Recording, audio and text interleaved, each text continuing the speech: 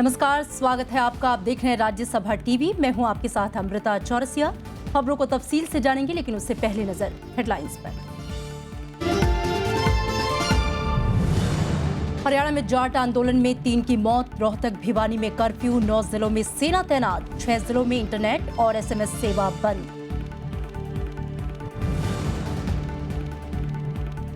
कालिको पुल बने अरुणाचल के नए मुख्यमंत्री। बीजेपी के 11 विधायकों का बाहर से समर्थन। पूर्व मुख्यमंत्री नवाम तुकी ने विधानसभा भंग होने की जताई आशंका।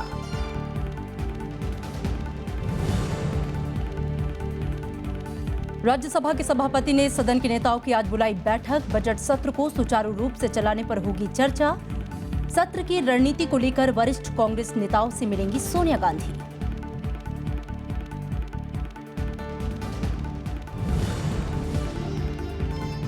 अदालत के भीतर कन्हैया पर हमला पूर्व नियोजित। राष्ट्रीय मानवाधिकार आयोग की रिपोर्ट। पुलिस ने जबरन लिखवाई चिट्ठी। लेफ्ट, JDU और NCP की राष्ट्रपति से दखल की मांग।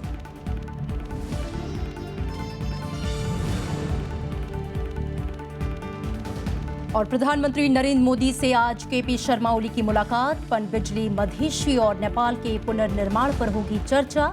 कई समझौतों पर होंगे हस्ताक्षर।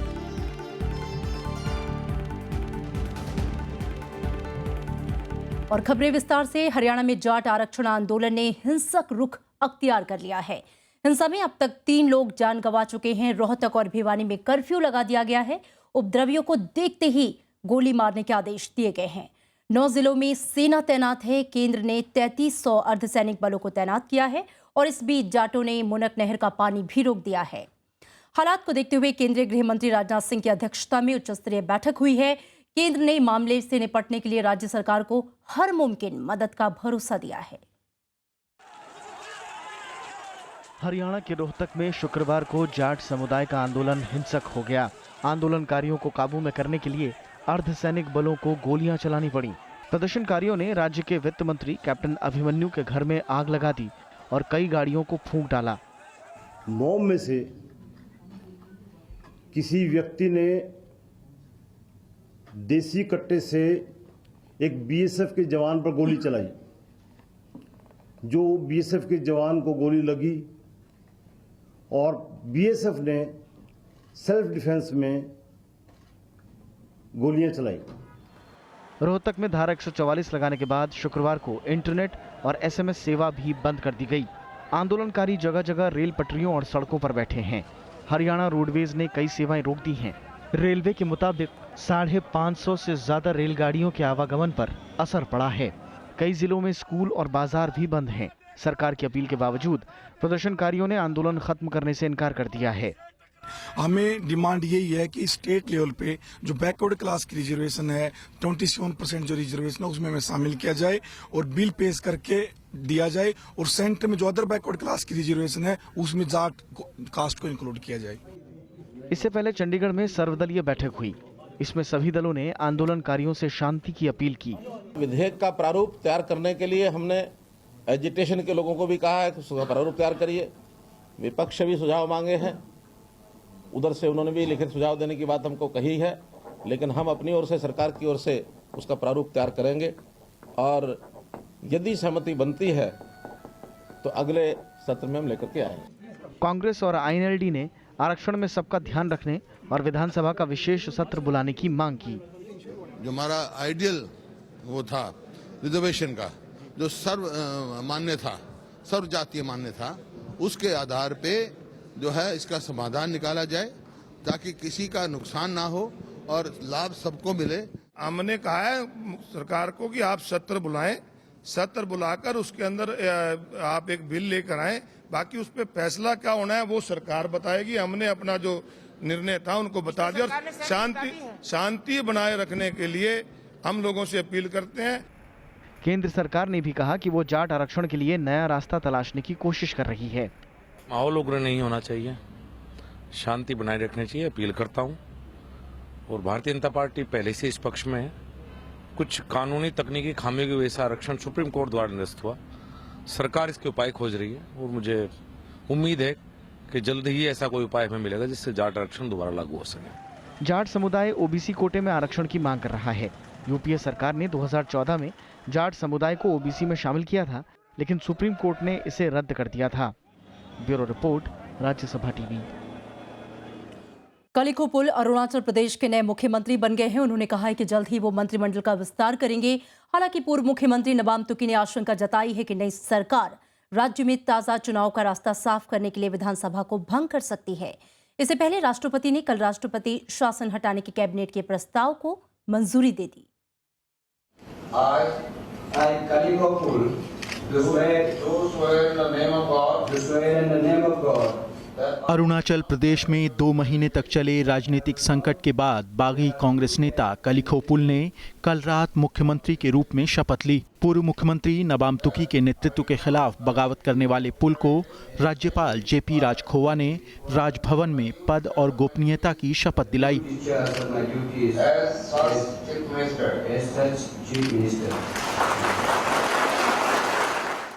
कलिखो पुल की सरकार को 19 बागी कांग्रेस विधायकों के समर्थन के अलावा बीजेपी के 11 विधायकों का बाहर से और 2 निर्दलियों का भी समर्थन हासिल है।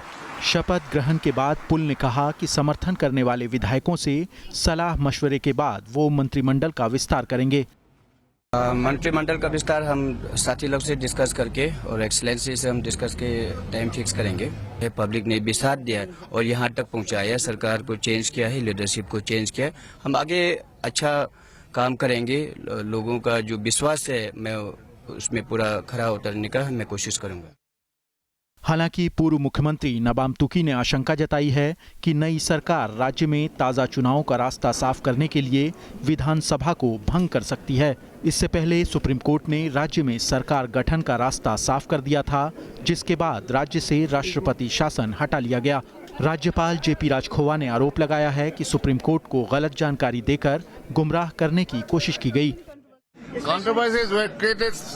By some people having vested interest, and they were even trying to mislead the Honorable Supreme Court by giving false information.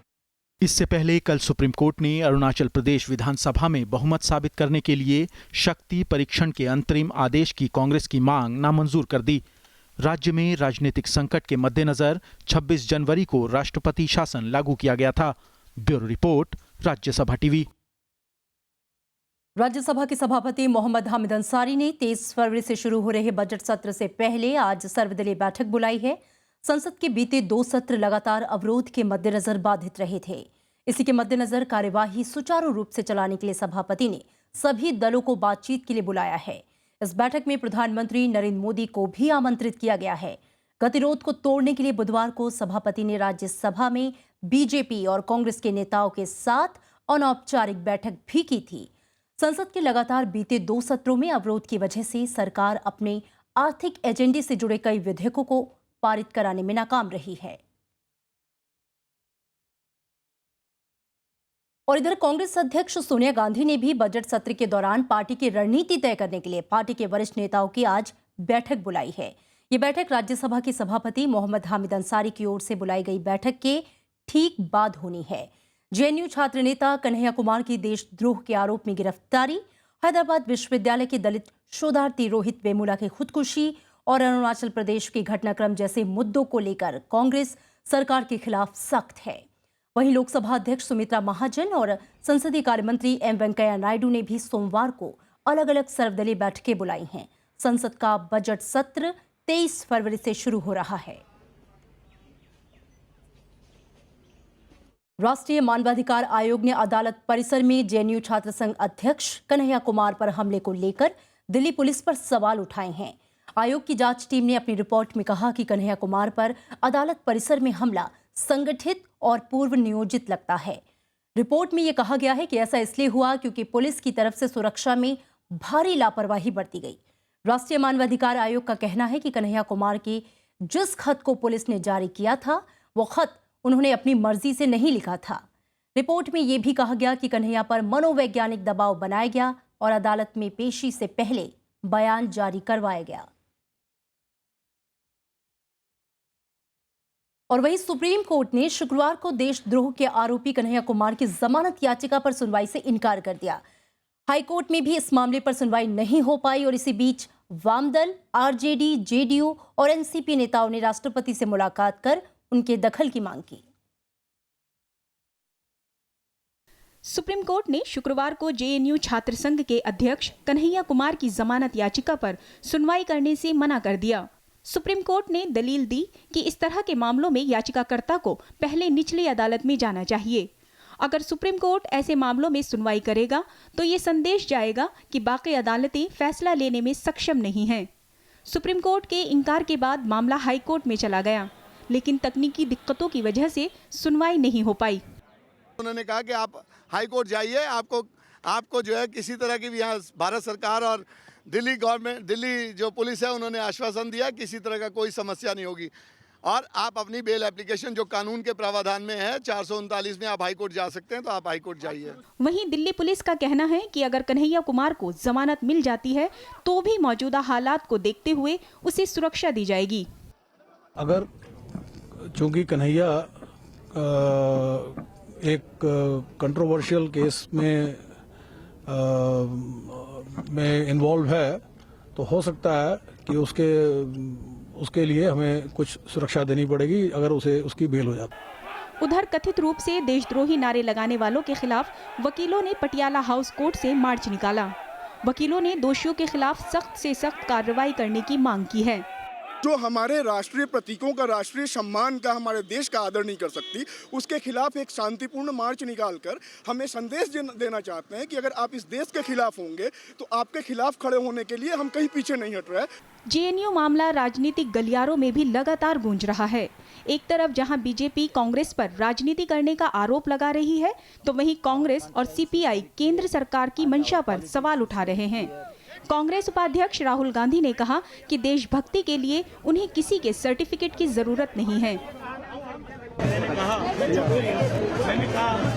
ये इसके अंदर जो खून है ना, ये नेशनलिज्म और मुझे आरएसएस के लोगों से और बीजेपी के लोगों से कोई रिपोर्ट कार्ड की जरूरत नहीं। मेरे परिवार के 2 लोग मरे हैं, आतंकवादियों ने उनको मारा है जी, और मेरे खून के अंदर पेट्रियटिज्म। ऐसी ताकतें हैं जो देश में बिखराव और टकराव का माहौल बनाने की कोशिश कर रही हैं, अलगाववाद और आतंकवाद की मानसिकता से काम कर रही हैं। उनके खिलाफ देश का आक्रोश है। अगर आप उनके साथ खड़े होंगे तो निश्चित तौर से आपको बार बार ये बताना पड़ेगा देश को कि, और डीएनए टेस्ट कराना पड़ेगा कि मेरा जो है वो देश प्रेम जो है मेरा डीएनए में है। कन्हैया की जमानत पर अब मंगलवार को सुनवाई होगी। कन्हैया इस वक्त तिहाड़ जेल में हैं। नवविक्रम सिंह, विपिन चौहान के साथ अनु दीवान, राज्यसभा टीवी। और पटियाला हाउस अदालत ने पूर्व प्रोफेसर SAR गिलानी की जमानत याचिका खारिज कर दी है। अदालत ने गिलानी को गुरुवार को ही 14 दिन की न्यायिक हिरासत में भेजा था। गिलानी पर देश विरोधी नारे लगाने के लिए लोगों को उकसाने का आरोप है। 10 फरवरी को दिल्ली के प्रेस क्लब में अफजल गुरु के समर्थन के लिए आयोजित कार्यक्रम में नारे लगाए गए थे। उपराष्ट्रपति मोहम्मद हामिद अंसारी ने अलग अलग धर्मों के बीच सहनशीलता को बढ़ावा देने और इसे स्वीकार करने पर जोर दिया। दिल्ली में श्री M को पहला अंतरधार्मिक समरसता पुरस्कार देते हुए उन्होंने कहा कि जब तक आप किसी चीज को स्वीकार नहीं करेंगे, उसे सहन नहीं कर पाएंगे। उन्होंने कहा कि पहले से बनी धारणाओं को तोड़ने की जरूरत है और इसके लिए संवाद जरूरी है। इस मौके पर राज्यसभा सांसद डॉक्टर करण सिंह के साथ ही कई गणमान्य हस्तियां मौजूद थीं। It is here that dialogue becomes an imperative necessity. It is only through dialogue that misunderstandings are removed and understanding promoted.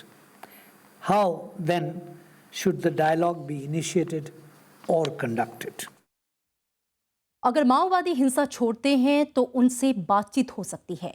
Orissa के कोरापुट में केंद्रीय गृह मंत्री राजनाथ सिंह ने कल इसका ऐलान किया। गृह मंत्री यहां माओवादी पीड़ित इलाकों का दौरा करने आए थे। इससे पहले भुवनेश्वर में उन्होंने सुरक्षा बलों और राज्य अधिकारियों के साथ नक्सल विरोधी अभियान की 2 घंटे तक समीक्षा की। उन्होंने झारखंड और छत्तीसगढ़ में माओवादियों के खिलाफ कार्रवाई का बचाव भी किया। उन्होंने कहा कि सुरक्षा बल आत्मरक्षा में कार्रवाई करते हैं। रायबरेली और अमेठी के दौरे पर पहुंचे कांग्रेस उपाध्यक्ष राहुल गांधी ने शुक्रवार को स्थानीय लोगों और किसानों से मुलाकात की। महंगाई पर काबू पाने के मामले में राहुल गांधी ने सरकार को नाकाम बताया। उन्होंने कहा कि जनता अभी भी अच्छे दिनों का इंतजार कर रही है। महंगाई लगातार बढ़ती जा रही है, जिससे लोगों को दाल रोटी की भी समस्या होने लगी है। दाल कितने रुपए की है? 200 रुपए किलो। 200 रुपए की दाल है। प्रधानमंत्री बने थे, कहा था दाम कम करूंगा। इतिहास में 200 रुपए दाम कभी नहीं हुआ दाल का। 70 से 200 पहुंचे। और बुलेटिन में यहाँ रुकेंगे एक छोटे से ब्रेक के लिए।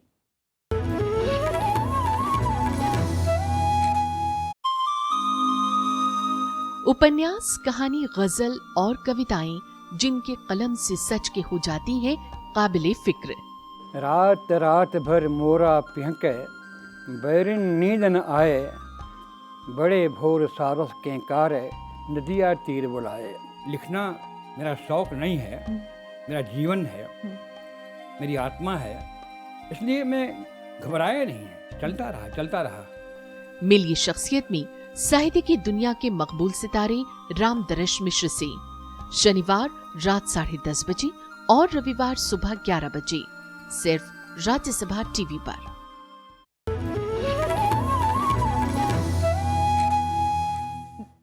ब्रेक के बाद स्वागत है आपका। नेपाल के प्रधानमंत्री केपी शर्मा ओली 6 दिनों की राजकीय यात्रा पर हैं। मधेसी संकट के बाद भारत और नेपाल के रिश्तों के मद्देनजर इस यात्रा को बेहद अहम माना जा रहा है।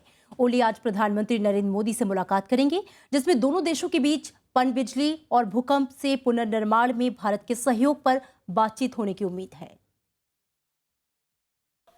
नेपाल के प्रधानमंत्री केपी शर्मा ओली अपनी पत्नी राधिका शाक्य और वरिष्ठ मंत्रिमंडलीय सहयोगियों के साथ शुक्रवार को दिल्ली पहुंचे। दिल्ली के पालम एयरपोर्ट पर आयुष मंत्री श्रीपद यशो नाइक ने उनकी अगवानी की। प्रधानमंत्री के रूप में ओली की ये पहली विदेश यात्रा है। This will be his first visit abroad after taking over as Prime Minister in October 2015. It would also be the first bilateral visit of a Nepali Prime Minister to India since Baburam Bhattarai's visit. प्रधानमंत्री नरेंद्र मोदी के साथ शनिवार को उनकी अहम बातचीत होगी, जिसमें दोनों देशों के बीच उलझने वाले मामलों से लेकर विकास के क्षेत्र में सहयोग के सभी मुद्दे उठेंगे। नेपाल के प्रधानमंत्री केपी शर्मा ओली दिल्ली के बाद भुज जाएंगे, जहां वे गुजरात में आए भूकंप के बाद हुए पुनर्निर्माण के काम का जायजा लेंगे। नेपाल भी भूकंप के बाद पुनर्निर्माण के संघर्ष से जूझ रहा है। Prime Minister of Nepal will leave for Bhuj in Gujarat. He'll be meeting the Gujarat government officials. He'll visit the relocation site. Basically, this is to understand how we did earthquake reconstruction. Delhi में वो राष्ट्रपति प्रणब मुखर्जी, उपराष्ट्रपति मोहम्मद हामिद अंसारी, गृहमंत्री राजनाथ सिंह, वित्त मंत्री अरुण जेटली, ऊर्जा मंत्री पीयूष गोयल के अलावा अन्य दलों के राजनेताओं से भी सलाह मशवरा करेंगे। अपनी यात्रा के दौरान वो मुंबई में व्यवसायियों के साथ भी मुलाकात करेंगे। भारत और नेपाल के रिश्तों में प्रधानमंत्री ओली की यात्रा को काफी अहम माना जा रहा है। भारत पर दबाव बनाने के लिए प्रधानमंत्री ओली अपनी पहली यात्रा पर चीन जाना चाह रहे थे, लेकिन चीन ने इशारों में उन्हें संकेत कर दिया कि नेपाल में वह भारत का विकल्प नहीं बन सकते हैं।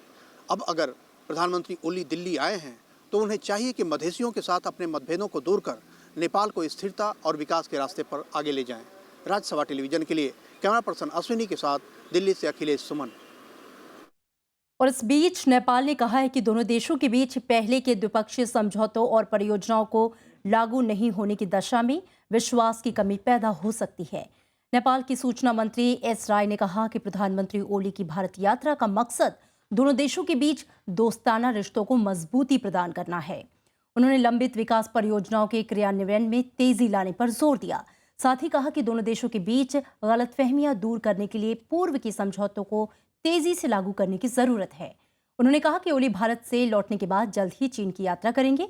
नेपाल चीन के साथ एक व्यापार और पारगमन संधि पर हस्ताक्षर करने की तैयारी में है। नेपाल ने नए संविधान के तहत प्रांतों की राजधानी तय करने के लिए राजनीतिक समिति का गठन किया है। गुरुवार शाम हुई कैबिनेट की बैठक में 11 सदस्यों की समिति बनाने का फैसला हुआ, जिसकी अगुवाई उप प्रधानमंत्री कमल थापा करेंगे। समिति में यूनाइटेड डेमोक्रेटिक मधेशी फ्रंट समेत सभी दलों के नेताओं को शामिल किया जाएगा। समिति को 3 महीने में अपनी रिपोर्ट सौंपनी है। मधेशी प्रांतों की सीमा नए तरीके से तय करने और संसद में ज्यादा प्रतिनिधित्व के लिए 6 महीने से आंदोलन कर रहे हैं। मधेशी संगठनों ने इसे एक तरफा बताकर खारिज कर दिया है। उनका कहना है कि प्रधानमंत्री केपी शर्मा ओली की भारत यात्रा को सफल बनाने के लिए ये ऐलान किया गया है। भारत ने आसियान के देशों के साथ पब्लिक प्राइवेट सहभागिता के आधार पर समुद्री अर्थव्यवस्था को मजबूत करने पर जोर देने की बात कही है। भारत और आसियान ने बीच दिल्ली में चल रहे 3 दिवसीय दिल्ली डायलॉग के समापन पर कल भारत ने कहा कि दक्षिण चीन सागर के विवाद को हल करने के लिए आसियान और चीन को भारत का अनुकरण करना चाहिए। India's peaceful settlement of the boundary, was maritime boundary, with Bangladesh under UNCLOS was hailed as an example worthy of emulation by East Asia Summit participating countries during discussions on maritime security. They also called for resolution of disputes in the South China Sea in accordance with international law, upholding of Declaration of Conduct on South China Sea agreed between ASEAN and China. सरकार 26 फरवरी को वित्तीय साल 2016-17 का budget संसद में पेश करेगी और इस बजट में लोगों की नजर रक्षा क्षेत्र पर होने वाले प्रस्तावित खर्च पर रहेगी। उम्मीद ये जताई जा रही है कि सरकार महत्वाकांक्षी मेक इन इंडिया कार्यक्रम को बढ़ावा देने के लिए कुछ जरूरी कदम उठा सकती है। 10 लाख सैन्य कर्मियों के साथ भारत दुनिया की तीसरी सबसे बड़ी सैन्य शक्ति है। सेना की जरूरतों के अलावा आंतरिक और बाहरी खतरों के मद्देनजर सैन्य बजट बढ़ाने की मांग लगातार होती रही है। सैन्य जरूरतों के लिए दूसरे देशों पर भारत की निर्भरता ज्यादा है। भारत दुनिया का सबसे ज्यादा सैनिक साजो सामान आयात करने वाला देश है। Make in India announcement, what started happening is all the programs which the government today is taking a decision, decisions are being made in favor of Indian private industry. We certainly see an increase on defense budget on an average. If we look at the long-term trends, defense budgets do grow about 10 to 12% every year. Bharat के सैन्य budget का 70 से 80% हथियारों की खरीद पर खर्च होता रहा है। हालांकि पिछले 2-2.5 साल में इसमें 60% तक कमी आई है। सरकार अगले 5 साल में सैन्य आयात को कुल रक्षा बजट का 50% से नीचे लाने की कोशिश में है। But that's unlikely to happen in a very short term. That's going to happen over a medium to long term. Because even if you start setting up manufacturing processes for making the defense equipment, it'll take a while. Money will be spent on acquiring equipments which are manufactured within the country. इस साल भारत का रक्षा खर्च 1 लाख करोड़ रुपए से ऊपर हो सकता है। सरकार चाहती है कि रक्षा जरूरतें पूरी करने में घरेलू उत्पादक मदद करें। इससे लंबे समय में सरकार और उद्योग दोनों को ही फायदा है। पलक शर्मा, राज्यसभा टीवी। लीबिया में आतंकी संगठन आईएस को निशाना बनाकर किए गए अमेरिकी हवाई हमलों में 40 लोग मारे गए। अमेरिकी अधिकारियों के मुताबिक त्रिपोली से 70 किलोमीटर पश्चिम में स्थित सेब्राटा में आईएस के ट्रेनिंग सेंटर और ट्यूनीशिया के आतंकी सरगना नूरुद्दीन शोशानी को निशाना बनाया गया है। नूरुद्दीन शोशानी ट्यूनीशिया में पिछले साल हुए 2 आतंकी हमलों से जुड़ा है। दरअसल आईएस पिछले साल से लीबिया में सक्रिय हो गया है। अमेरिका का अनुमान है कि लीबिया में आईएस के करीब 6000 लड़ाके हैं। अमेरिका के रक्षा मंत्री एश्टन कार्टर ने पिछले हफ्ते कहा था कि अमेरिका लीबिया में हमले जारी रखेगा। उत्तरी कैमरून में सिलसिलेवार आत्मघाती हमले में 20 से ज्यादा लोग मारे गए हैं। ये आत्मघाती हमले बाजार और स्कूलों को निशाना बनाकर किया गया। हमले में जख्मी 100 से ज्यादा लोगों को इलाज के लिए शहर के अलग अलग अस्पतालों में एडमिट कराया गया है। इनमें से कुछ की हालत गंभीर है। कैमरून के फार नॉर्थ गवर्नर एम बकारी के मुताबिक हमलावर बाजार में खान पान की चीजों के फुटकर विक्रेता बनकर आए थे। वहीं 2 हमलावरों ने टोकोम्बिक के एक स्कूल को निशाना बनाया। दोनों हमलावरों ने स्कूल से करीब झाड़ियों में खुद को उड़ा लिया। दुनिया भर में मशहूर अंग्रेजी की लेखिका हार्पर ली का निधन हो गया। शुक्रवार को उन्होंने 89 साल की उम्र में गृहनगर मनरोविले में आखिरी सांस ली। ये अमेरिका के अलाबामा राज्य में है। 1960 में टू किल अ मॉकिंग बर्ड के प्रकाशन के साथ ही हार्पर ली पूरी दुनिया में मशहूर हो गई थीं। इस उपन्यास के लिए उनको पुलित्जर पुरस्कार से भी नवाजा गया। रंगभेद की पृष्ठभूमि पर लिखा गया ये उपन्यास दुनिया भर में लोकप्रिय है। पिछले साल तक इस उपन्यास की 4 करोड़ प्रतियां बिक चुकी हैं। 1962 में इस उपन्यास पर बनी फिल्म को निर्देशन और पटकथा का ऑस्कर पुरस्कार भी मिला था। और न्यूजीलैंड के कप्तान ब्रेडन मैकुलम ने अपने आखिरी मैच में इतिहास रच दिया। ऑस्ट्रेलिया के खिलाफ खेले जा रहे दूसरे टेस्ट के पहले दिन मैकुलम ने टेस्ट इतिहास का सबसे तेज शतक बनाया। मैकुलम ने 54 गेंदों में 16 चौकों और 4 छक्कों की मदद से शतक पूरा किया। आउट होने से पहले मैकुलम ने 79 गेंद में 145 रन की पारी खेली। मैकुलम का ये 101वां और आखिरी टेस्ट है। इससे पहले ये रिकॉर्ड पाकिस्तान के मिसबाउल हक और वेस्टइंडीज के विवियन रिचर्ड के नाम था। दोनों ने 56 गेंद पर टेस्ट शतक बनाए थे। और भारतीय महिला क्रिकेट टीम ने श्रीलंका को तीसरे और आखिरी वनडे में मात देकर सीरीज पर कब्जा कर लिया है। रांची में खेले गए तीसरे और आखिरी वनडे में महिला क्रिकेट टीम ने श्रीलंका को 7 विकेट से करारी मात दी। पहले बल्लेबाजी करने हुए श्रीलंका की पूरी टीम 38 ओवर और 2 गेंद में 112 रन बनाकर आउट हो गई। दीप्ति शर्मा ने महज 20 रन देकर 6 विकेट अपने नाम किए। जवाब में भारतीय टीम ने 3 विकेट पर 114 रन बनाकर मैच और सीरीज जीत ली। भारत की ओर से वेदा कृष्णमूर्ति ने नाबाद 61 रन की शानदार पारी खेली। और अब चलते चलते नजर हेडलाइंस पर। हरियाणा में जाट आंदोलन में 3 की मौत। रोहतक भिवानी में कर्फ्यू। 9 जिलों में सेना तैनात। 6 जिलों में इंटरनेट और SMS सेवा बंद।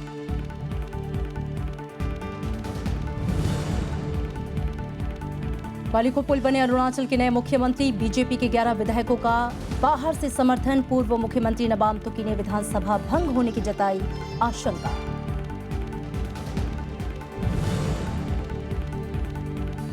राज्यसभा के सभापति ने सदन के नेताओं की आज बुलाई बैठक। बजट सत्र को सुचारू रूप से चलाने पर होगी चर्चा। सत्र की रणनीति को लेकर वरिष्ठ कांग्रेसी नेताओं से मिलेंगी सोनिया गांधी।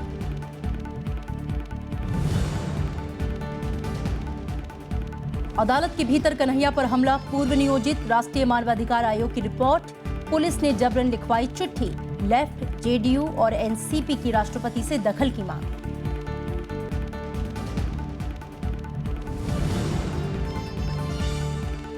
और प्रधानमंत्री नरेंद्र मोदी ने आज KP शर्मा ओली की मुलाकात। पनबिजली, मधेशी और नेपाल के पुनर्निर्माण पर होगी चर्चा। कई समझौतों पर होंगे हस्ताक्षर। फिलहाल खबरों में इतना ही। आगे देखिए देश विदेश।